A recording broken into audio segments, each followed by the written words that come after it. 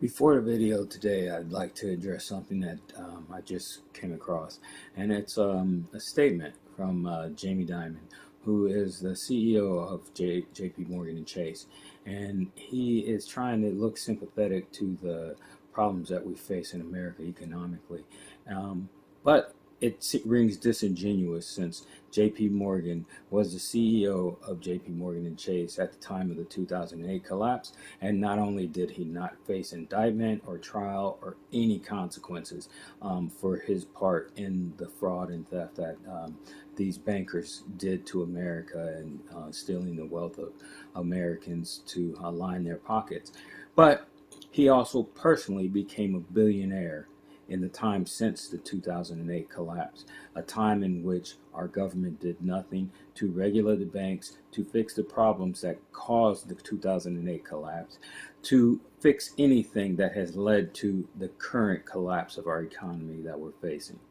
JP Morgan is that person. Him and Lloyd Blankfein personally became, who's another banker, personally became billionaires since 2008. And now this is what JP Morgan is trying to claim he cares about now. Quote, "My fervent hope is that America rolls up its sleeves and starts to attack these problems. Fixing them would better prepare us for future catastrophes, create better economic outcomes for everyone with policies that aim to maximize economic growth, driving the best potential outcomes. Improve income inequality, protect the most vulnerable, and foster economic growth that is more resilient, which would also strengthen America's role in the world." Now, how is this something, why is this coming from a man who has personally become a billionaire since 2008? He didn't seem to care about wealth inequality in that run up to his own personal wealth increase to above $1 billion. Now, why is he doing this now? Because I believe he's a little scared of what's coming.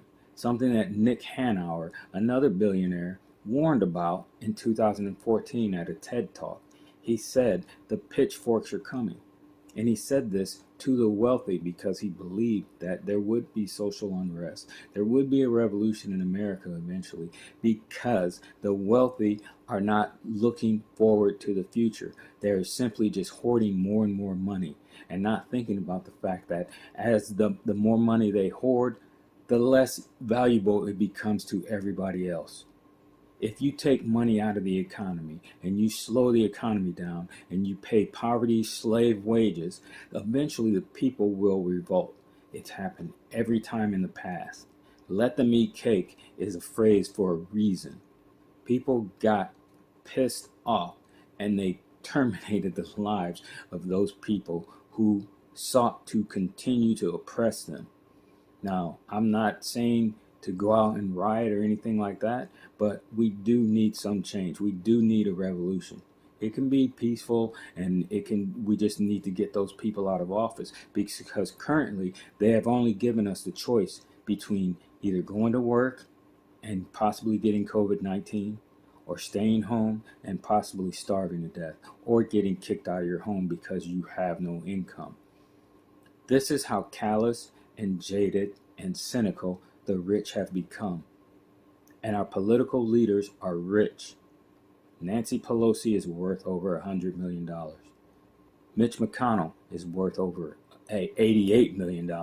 And that was in 2012, I think, was the last information that was given about his personal wealth. I will provide a link to Ballotpedia down below.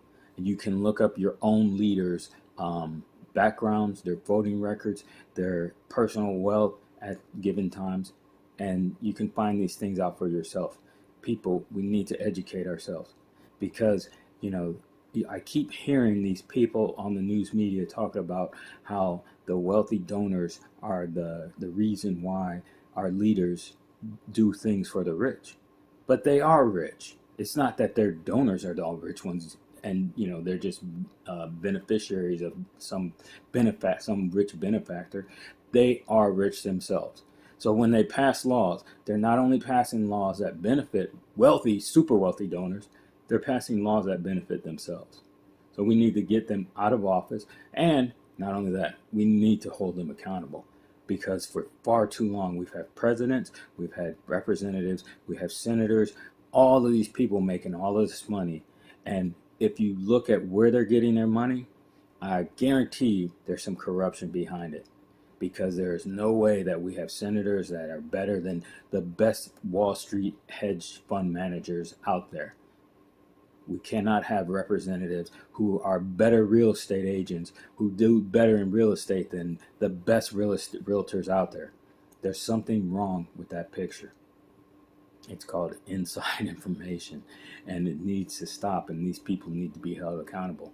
I mean, think about it like this. George W. Bush started a war based on lies, immorality, and unjustifications, things that were not justified. And yet, nothing happened to this guy. He's a war criminal. There are countries around the planet that deem George W. Bush a war criminal. So he needs to be tried. All of them need to be tried. All of our presidents have been war criminals. They have all gone to wars without Congress declaring war, which is how our Constitution works. So they have all gone against the Constitution, yet none of them have faced any repercussions for these actions. Anyway, we need new leadership. We need to change what's going on in America, because right now our only choice is to die by COVID-19 or possibly die by COVID-19 or kill a family member, or to stay home and possibly starve or get kicked out of your home. There are other alternatives.